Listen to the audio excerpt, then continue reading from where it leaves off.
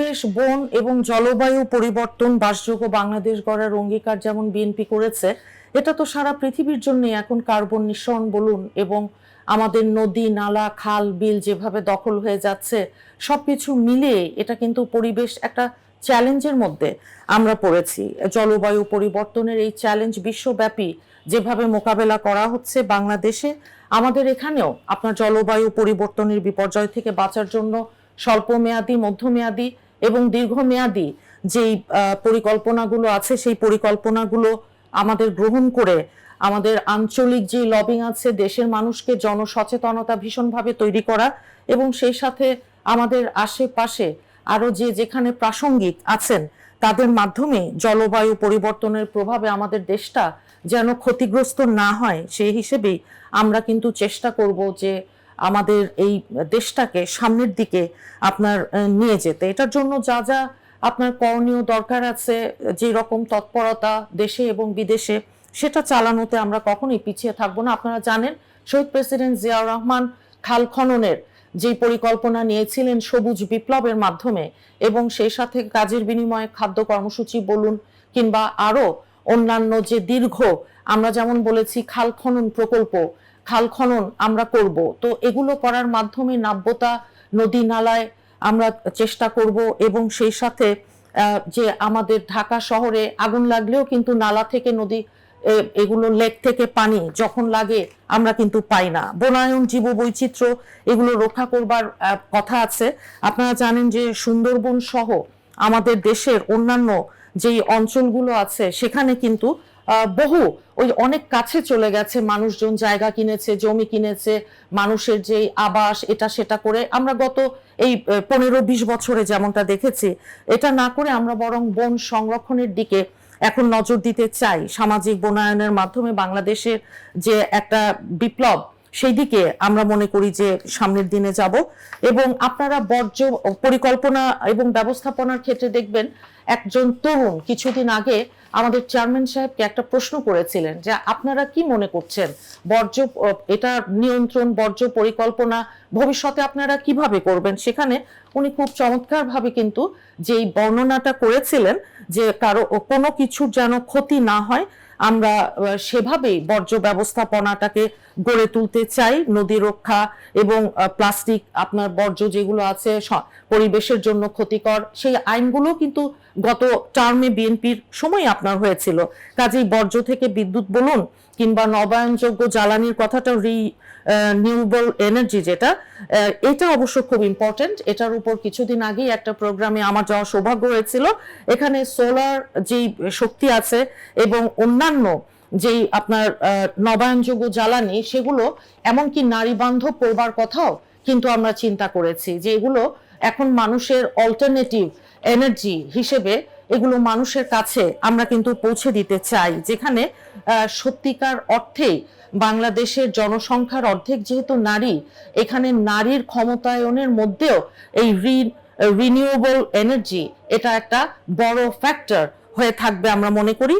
মূল কথাটা কি জানেন, সত্যিকারের যে বিষয়টা সেটা হচ্ছে গ্রিন হাউস ইফেক্ট বলুন, ক্লাইমেট চেঞ্জ বলুন, যে প্রকৃতি বাঁচলেই আমাদের বাংলাদেশটা বাঁচবে, বাংলাদেশ বাঁচলেই প্রকৃতি বাঁচবে, এটা এইভাবে বলা যাচ্ছে না। কারণ আপনারা জানেন যে আমরা একটা রিসার্চ পশ্চিমা বিশ্বের ওখান থেকে যেমনটা জেনেছি, আমাদের যেহেতু এটা নদীমাতৃক একটা দেশ, সেখানে আমাদের বেশ নিচু জমি যেগুলো নদীর কাছাকাছি আছে, ডুবে যাওয়ার একটা যে সম্ভাবনা যেটা হয়েছে, সেখানে আমরা মনে করি যে এখন থেকেই আমরা যদি সত্যিকার অর্থে আপনার স্বল্পমেয়াদী, মধ্যমেয়াদী এবং দীর্ঘমেয়াদী টেকসই যেই পরিকল্পনা আছে সেই পরিকল্পনাগুলো নিতে পারি, তাহলেই কেবলমাত্র সত্যিকার অর্থেই আমরা পরিবেশটাকে পরিবেশ বান্ধব এবং পরিবেশটাকে রক্ষা করতে আমরা চেষ্টা করব, সচেষ্ট হব।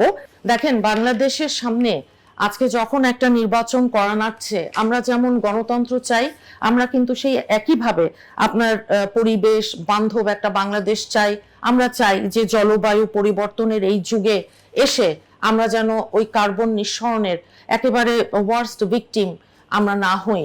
আমরা যদিও একটা আমরা উন্নতি করছি, আমাদের আশেপাশের যে দেশগুলো আছে সব দেশগুলোর মধ্যেই এখন যেই একটা প্রতিযোগিতা চলছে যে আপনার কে কত কম কার্বন নিঃসরণের মাধ্যমে আমরা আমাদের সবুজ বাংলাদেশ যেটা গড়তে চাচ্ছি সেই বাংলাদেশটা আমরা পেতে চাইবো। আগামী তরুণ এবং নবীন যে প্রজন্মটা আসছে, কথা শেষ করবার আগে আমি বলবো যে আর অল্প কয়েকদিনের ভেতরই আমাদের ভোট।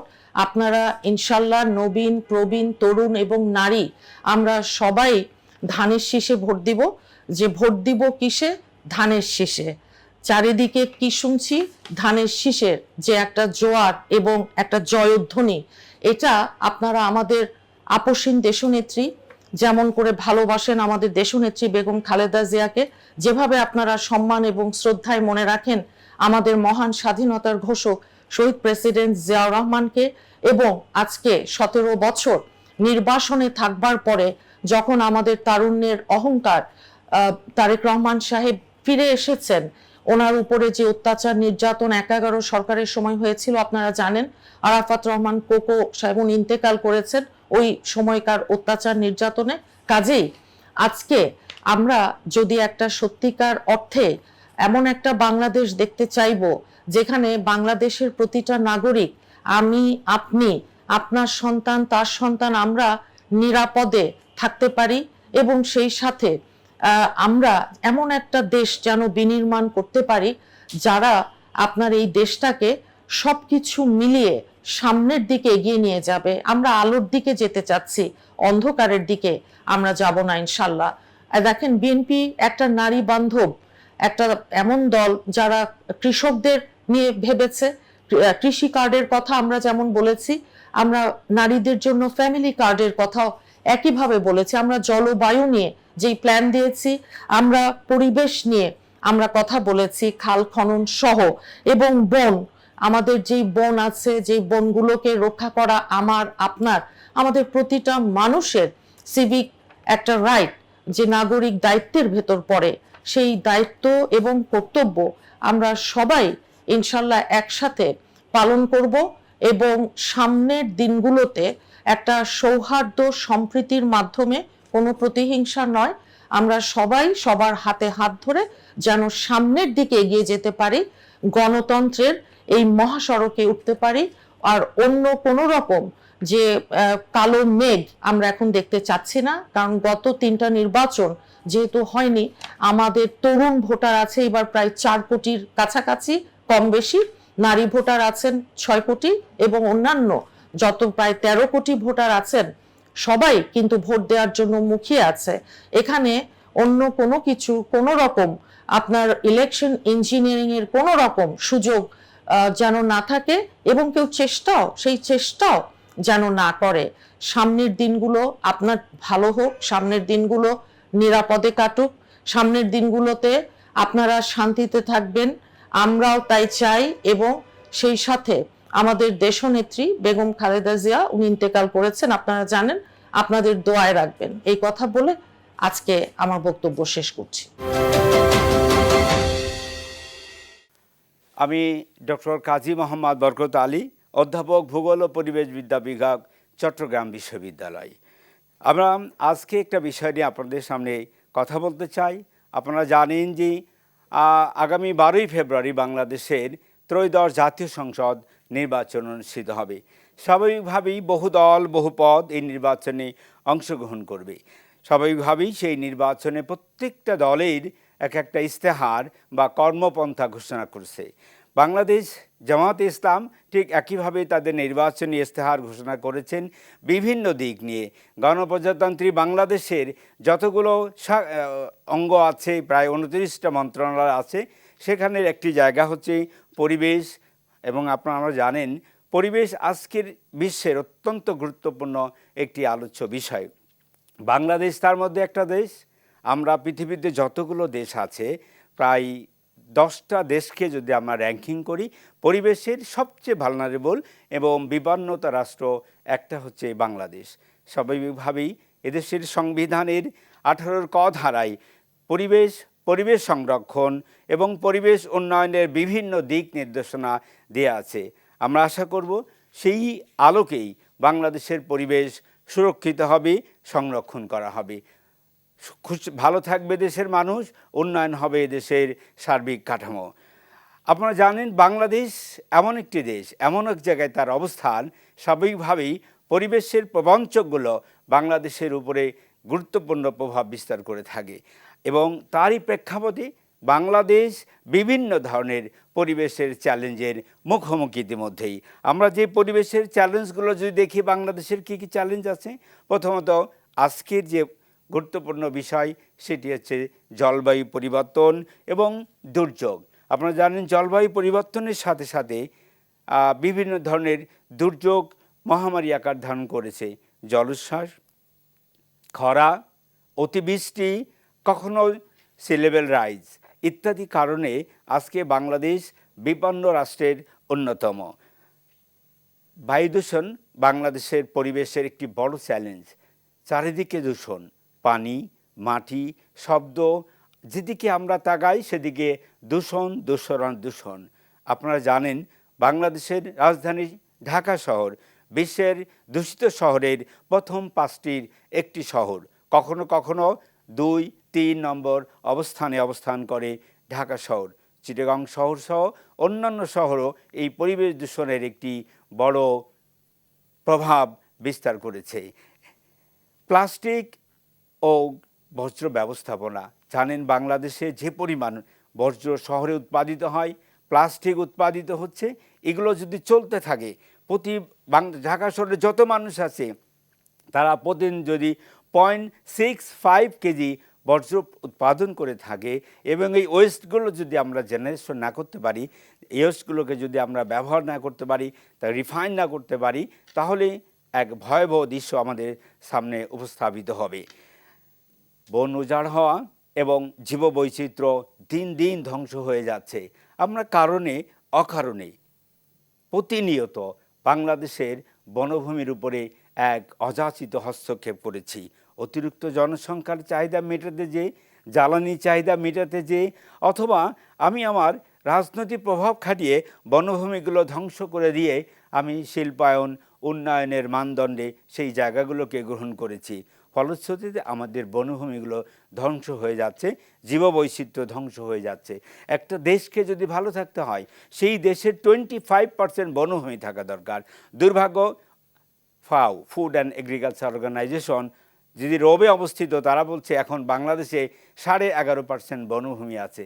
যদিও সরকার বলে বাংলাদেশে 17.5% বনভূমি আছে, সেটি আসলে একেবারেই গ্রহণযোগ্য না। এমতো অবস্থায় নদী, জলাভূমিগুলো নিয়মিত ধ্বংস হয়ে যাচ্ছে। কখনো যারা ভূমি দখলকারী, কখনো নদীর পানিকে দখল করে নদীকে বাঁধ দিয়ে এমনভাবে নদীকে ক্ষতিগ্রস্ত করে দিয়েছে যে আমরা আজ চ্যালেঞ্জের মুখোমুখি। আমার মাছ, আমার পাখি, আমার জীববৈচিত্র্য সমস্ত কিছু ধ্বংসের মুখোমুখি এই নদী মৃত্যুর কারণে। প্রজাতির বিলুপ্ত হয়ে যাচ্ছে। পরিবেশগত কারণে বাংলাদেশের অনেক প্রজাপতি, ইতিমধ্যে 200 প্রজাতির পাখি নাই, গন্ডার নাই, এভাবে অসংখ্য প্রাণী আমাদের মধ্যে নাই। সুতরাং এই যে পরিবেশের যে চ্যালেঞ্জগুলো আমাদের মুখোমুখি আজকে আসছে, আমরা মনে করব বাংলাদেশ জামায়াতে ইসলাম যদি জনগণের ভোটে রাষ্ট্রীয় ক্ষমতায় অধিষ্ঠিত হয়, তাহলে তাদের প্রথম কাজ হবে বাংলাদেশের এই পরিবেশ চ্যালেঞ্জগুলোকে কীভাবে সহনীয় করে মানুষের কল্যাণে, মানবিক উন্নয়নে কাজে লাগানো যায়। পরিবেশকে ব্যবস্থাপনার আওতায় আনতে হবে। জলবায়ু অভিযোজন আমাদের অত্যন্ত প্রয়োজন হয়ে দাঁড়িয়েছে। প্রাণী যখন যেই পরিবেশে নিজেকে খাপ খাওয়ায় নিতে পারে, সেটিকে বলা হচ্ছে অভিযোজন। দুর্ভাগ্যজনক, আমরা জানি যে ক্লাইমেট চেঞ্জ আজকে বিশ্বব্যাপী সবচেয়ে আলোচনার বিষয় হচ্ছে ক্লাইমেট চেঞ্জ। প্রজাতি থেকে প্রজাতি, ভূমি নষ্ট হয়ে যাচ্ছে। ইতিমধ্যেই পৃথিবীর বড় বড় বরফখণ্ডগুলো গলে যাচ্ছে পৃথিবীর অতিরিক্ত তাপমাত্রা বেড়ে যাওয়ার কারণে। মানব সৃষ্ট কারণ, অথবা প্রাকৃতিক কারণ, কখনো পারমাণবিক ডিসপোজাল, কখনো গ্রহ জগতের ঘূর্ণায়নের ফলে পৃথিবীর টেম্পারেচার বেড়ে যাচ্ছে। এই অবস্থা যদি থাকতে থাকে, অতি অচিরেই বাংলাদেশের মতো দেশগুলো জলবায়ু পরিবর্তনজনিত প্রভাবে তার উপকূলীয় এলাকার মাটি, পানি চিরতরে নষ্ট হয়ে যেতে পারে। যেভাবে সি লেভেল রাইজ হচ্ছে, এই ধারা অব্যাহত থাকলে আগামী 2080 সালের মধ্যে বাংলাদেশের প্রায় 18.5 উপকূলীয় ভূমি চিরতরে নষ্ট হয়ে যাবে অথবা পানিতে ডুবে যাবে। বাংলাদেশের টোটাল পপুলেশনের 80% ক্ষতিগ্রস্ত হবে এবং উপকূলে যে 4.5 কোটি মানুষ আছে তাদেরকে বাস্তুচ্যুত হতে হবে। এই অবস্থা থেকে বাঁচতে গেলে বাংলাদেশ জামাত ইসলাম রাষ্ট্রীয় ক্ষমতায় অধিষ্ঠিত যদি হয় তাহলে অবশ্যই তাদেরকে এই পরিবর্তনের সাথে অভিযোজন করতে হবে, অ্যাডাপ্টেশন খাওয়ানোর জন্য বিভিন্ন পদ্ধতি গ্রহণ করতে হবে এবং সেই পদ্ধতি বাংলাদেশ জামাত ইসলাম রাষ্ট্রীয় ক্ষমতা আসলে অবশ্যই সেটি গ্রহণ করবে। জলবায়ু পরিবর্তনের জন্য শিক্ষা প্রতিষ্ঠান সহ প্রিন্ট মিডিয়া, ইলেকট্রনিক মিডিয়ার মাধ্যমে জনগণকে সচেতন করবে। এই লোকাল যে নলেজ, আমাদের স্থানীয় যে জ্ঞান আছে, এখনও যে মানুষগুলো প্রকৃতির সাথে সংগ্রাম করে বেঁচে থাকে তাদের সেই অর্জিত জ্ঞানগুলোকে আমাদের বাংলাদেশ জামাত ইসলাম অবশ্যই অগ্রাধিকার দিয়ে মানুষগুলোকে তার সাথে অ্যাডাপ্টেশনের ব্যবস্থা করে দিবে। আপনারা জানেন আমাদের উপকূলের যে বাঁধগুলো আছে, যে রাস্তা আছে, যেই শিক্ষা প্রতিষ্ঠান আছে সেগুলোকে আরও উঁচু ভূমিতে স্থাপন করবে জামাত ইসলাম এবং একই সাথে বাংলাদেশে যে 4 কোটি মানুষের জন্য যত রকম শেল্টার সেন্টার লাগে সেই শেল্টার সেন্টারগুলো বানিয়ে প্রয়োজনে সেগুলোকে স্কুল, কমিউনিটি সেন্টার হিসেবে ব্যবহার হবে এবং দুর্যোগের সময় ওগুলোকে শেল্টার সেন্টার হিসেবে ব্যবহার করা হবে বাংলা। এবং আপনারা জানেন বাংলাদেশ জামাত ইসলাম ইতিমধ্যেই সিদ্ধান্ত নিয়েছে জলবায়ু পরিবর্তন মোকাবেলায় সরকার, এনজিও এবং সিবিও যাকে বলি আমরা, কমিউনিটি বেস অর্গানাইজেশনগুলোর সাথে সমন্বিত অর্গানাইজ করে একটি টেকসই জলবায়ু মোকাবেলার পদ্ধতি গ্রহণ করবে। প্রিয় শ্রোতাবৃন্দ, ইন্টারন্যাশনাল রিলেশনশিপ ডেভেলপমেন্ট করতে হবে। বাংলাদেশ জামাত ইসলাম ইতিমধ্যেই ঘোষণা দিয়েছেন তারা ক্লাইমেট চেঞ্জ ফান্ড রাইজ করবেন এবং মানুষগুলোকে এই ক্লাইমেট চেঞ্জ ফান্ডের আওতায় নিয়ে এসে কর্মসংস্থান এবং জলবায়ু পরিবর্তন মোকাবেলায় কাঠামোগত উন্নয়নে ভূমিকা রাখবে। ইতিমধ্যেই আপনারা জানেন জলবায়ু পরিবর্তন সহ পরিবেশ পরিবর্তন মোকাবেলায় বিভিন্ন ধরনের পরিকল্পনা বাংলাদেশ সরকার অতীত থেকে গ্রহণ করেছেন, কিন্তু আগামী নির্বাচনের মাধ্যমে যদি বাংলাদেশ জামাত ইসলাম রাষ্ট্রীয় ক্ষমতায় অধিষ্ঠিত হতে পারে তাহলে বিদ্যমান কাঠামোগুলোকে আবার রিভিশন দিয়ে প্রয়োজনে নতুন নতুন পদ্ধতি গ্রহণ করে টেকসই পরিবেশ বান্ধব একটি বাংলাদেশ গঠন করবে বলে আমরা আশা করি। সেই ক্ষেত্রে বাংলাদেশ জামাত ইসলাম ইতিমধ্যেই বনায়ন ব্যবস্থা করবেন বলে ঘোষণা দিয়েছেন, বজ্র ব্যবস্থাপনা এবং রিসাইকেলিং করার ব্যবস্থা করেছেন। ক্লিন সিটি এটি গড়ার জন্য জামাত ইসলাম ইতিমধ্যে উদ্যোগ নিয়েছেন।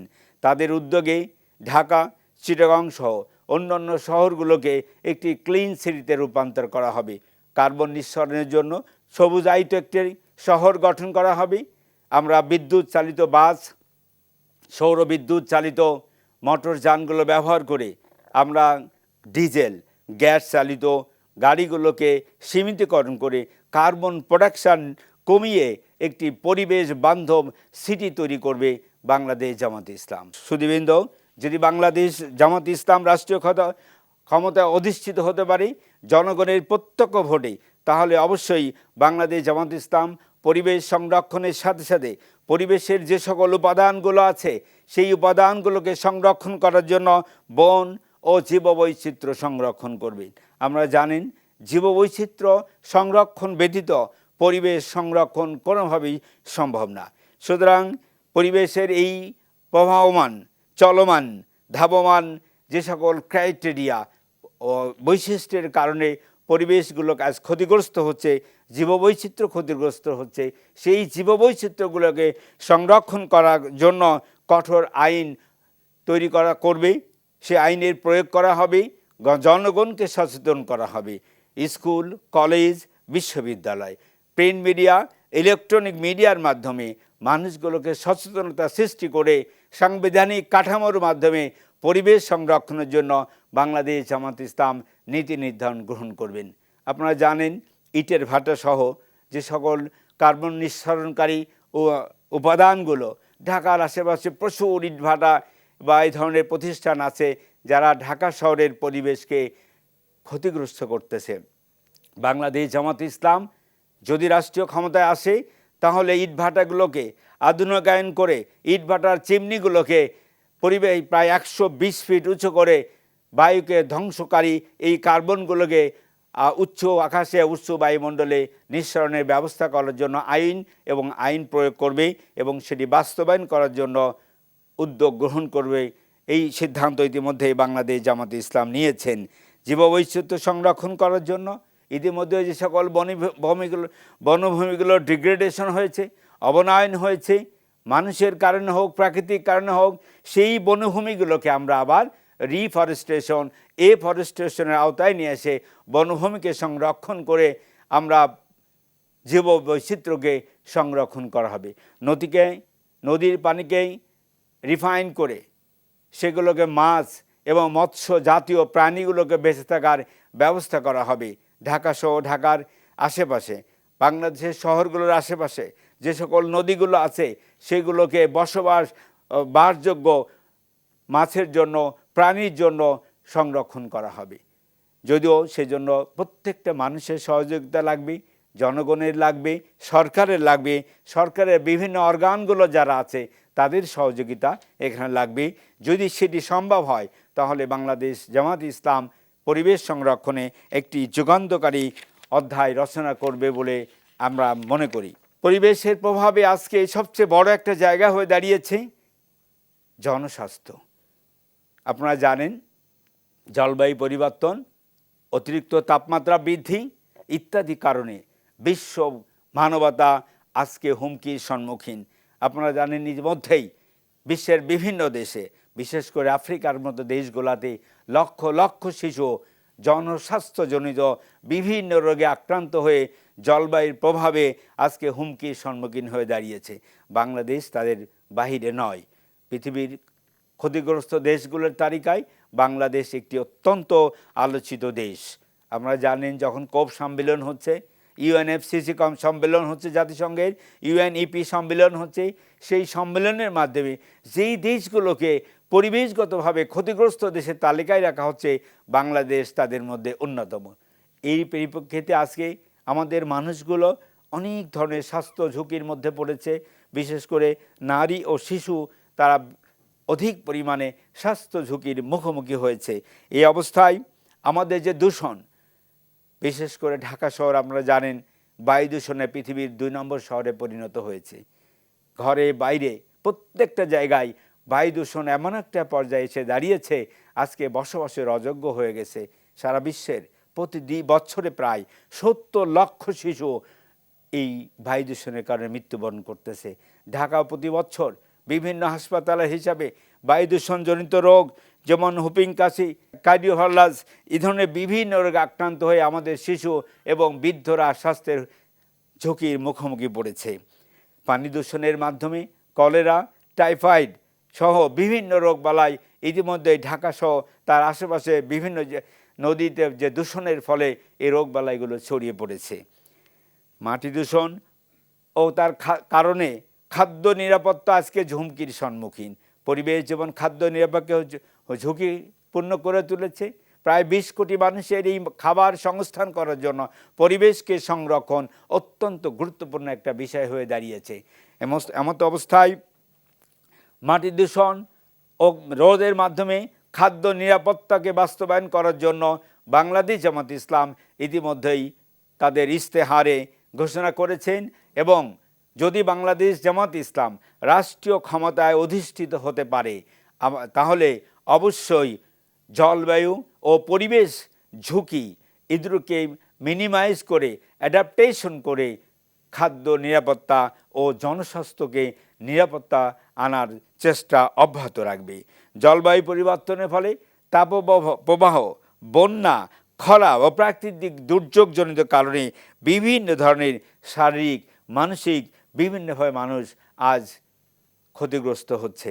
এই অবস্থায় বাংলাদেশ জামাত ইসলাম রাষ্ট্রীয় ক্ষমতা আসলে জলবায়ু পরিবর্তনের সাথে বাংলাদেশকে কিভাবে খাপ খাইয়ে নিয়ে যায়, কিভাবে জলবায়ু সহনীয় খাদ্য নিরাপত্তা, উচ্চ ফলনশীল ধান, উচ্চ ফলনশীল বিভিন্ন ফসল আদি আবিষ্কারের মাধ্যমে, বৈজ্ঞানিক গবেষণার মাধ্যমে, রাষ্ট্রীয় সংস্থাকে কাজে লাগিয়ে, রাষ্ট্রের জনগণকে কাজে লাগিয়ে একটি পরিবেশ বান্ধব খাদ্য নিরাপত্তার অগ্রণী ভূমিকা পালন করবে বলে আমরা মনে করি।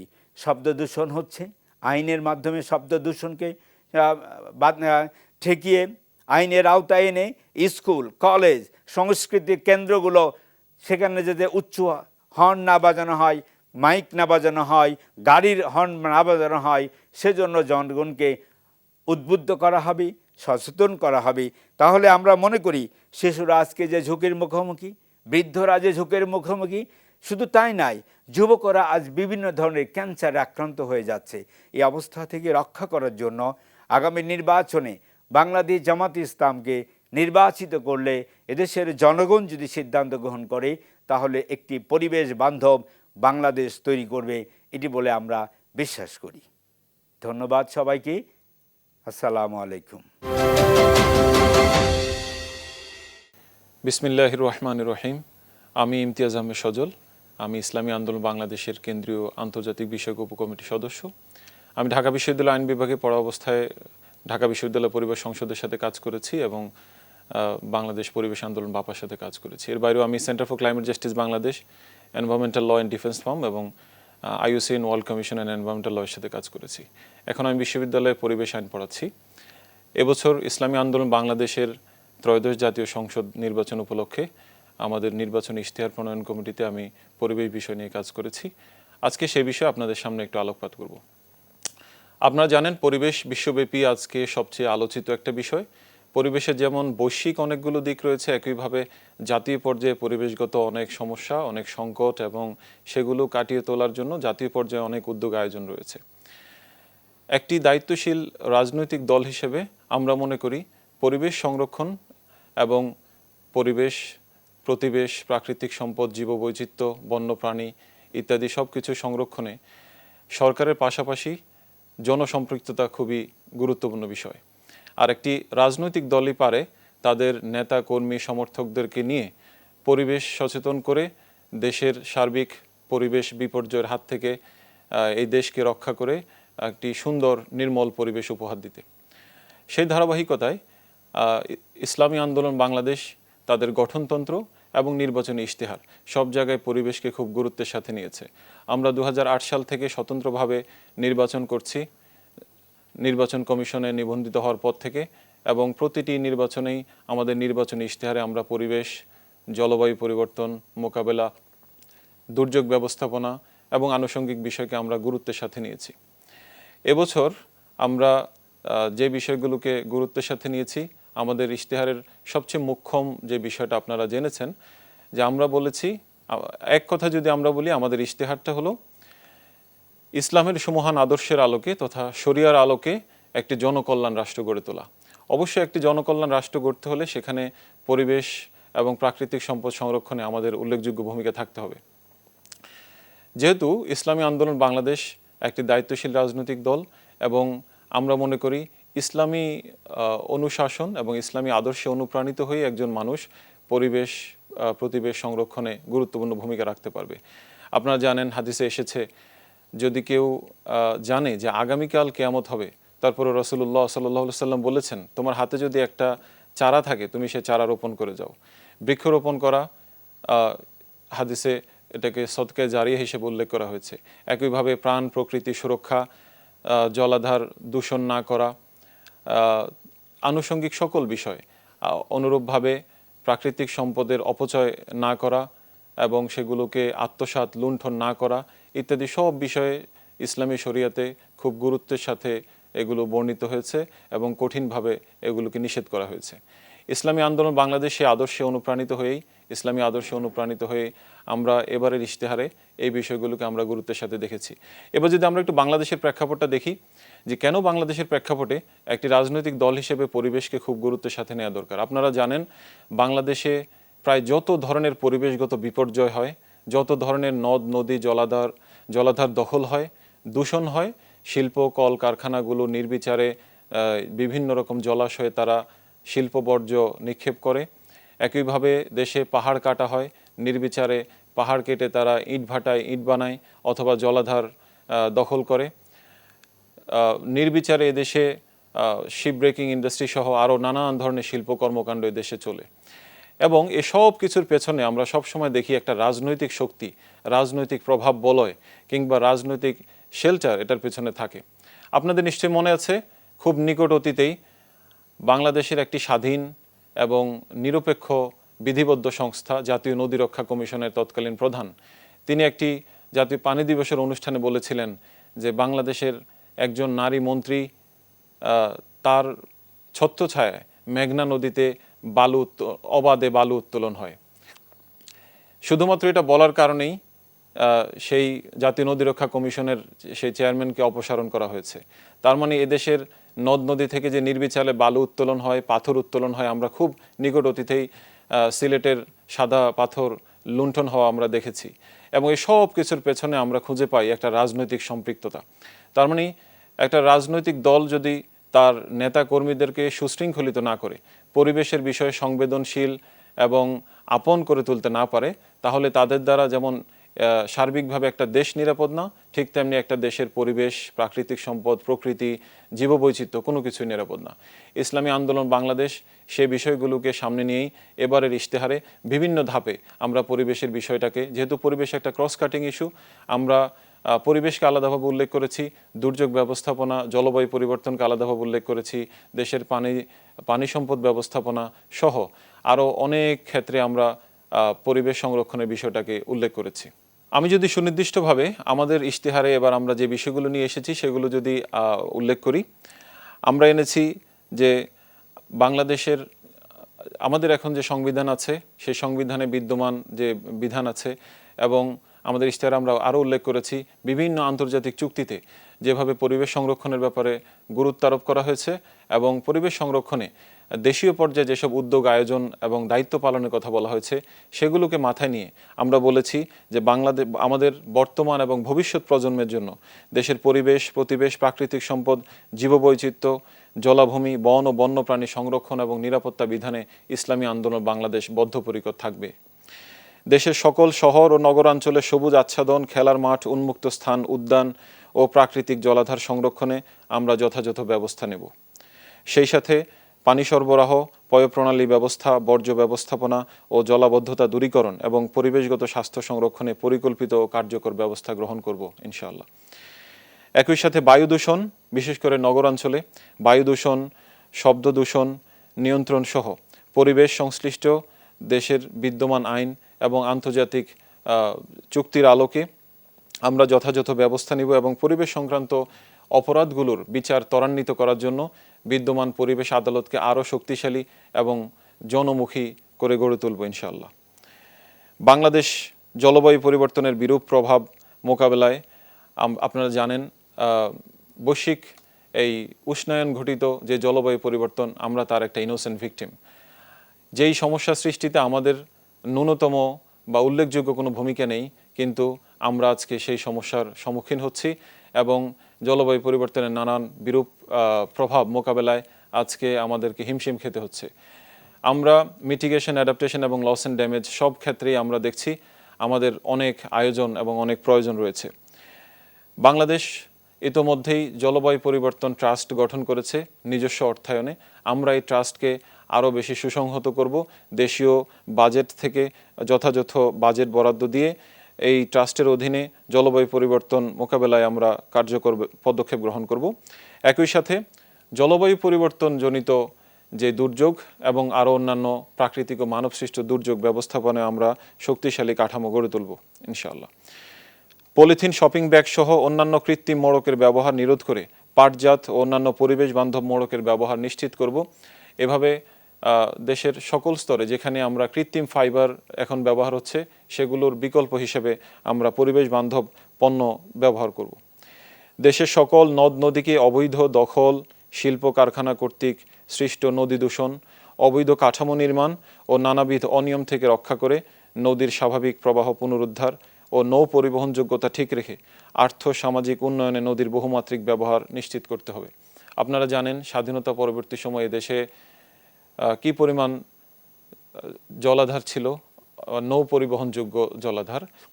কিন্তু ক্রমাগতভাবে দখল দূষণের কারণে আজকে আমাদের সে সকল নদী নালাগুলো সব হারিয়ে যাচ্ছে, খালগুলোর নাব্যতা কমে যাচ্ছে এবং যোগাযোগ ব্যবস্থা একমুখী হয়ে গেছে।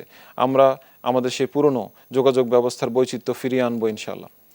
দেশের পানি সম্পদের সমন্বিত উন্নয়ন, ব্যবস্থাপনা, আহরণ, বিতরণ এবং ব্যবহারের মাধ্যমে সবার জন্য সুপেয় পানির নিশ্চয়তা বিধান করা হবে এবং ভূগর্ভস্থ পানির সঠিক ব্যবস্থাপনার মাধ্যমে পরিবেশের ভারসাম্য রক্ষায় কার্যকর উদ্যোগ গ্রহণ করা হবে। দেশের জ্বালানি নিরাপত্তার স্বার্থে জীবাশ্ম জ্বালানির উপর নির্ভরতা কমিয়ে নবায়নযোগ্য জ্বালানির প্রসারের মাধ্যমে জ্বালানি সংরক্ষণ ও তার দক্ষ ব্যবহারে জ্বালানির অপচয় রোধ করা হবে ইনশাআল্লাহ। অপরিকল্পিত বাড়িঘর, শিল্প, কারখানা বা রাস্তাঘাট তৈরি রোধ করে ভূমির প্রকৃতি ঠিক রেখে পরিবেশ ও খাদ্যশস্য উৎপাদন অব্যাহত রাখতে কৃষিজমি সুরক্ষা সহ ভূমির পরিকল্পিত ও সর্বোত্তম ব্যবহার নিশ্চিত করা হবে। রাজনৈতিক ক্ষমতার অপব্যবহার করে পরিবেশের অবক্ষয়, যেমন দেশের নদ নদী, প্রাকৃতিক জলাধার দখল, নদী থেকে অনিয়ন্ত্রিত বালু পাথর উত্তোলন, বন উজাড় কিংবা বনভূমি দখল, পাহাড় কাটা, অনিয়ন্ত্রিত জাহাজ ভাঙা কিংবা নিয়ম বহির্ভূতভাবে শিল্প কারখানা পরিচালনা ইত্যাদি নিরোধ করা হবে।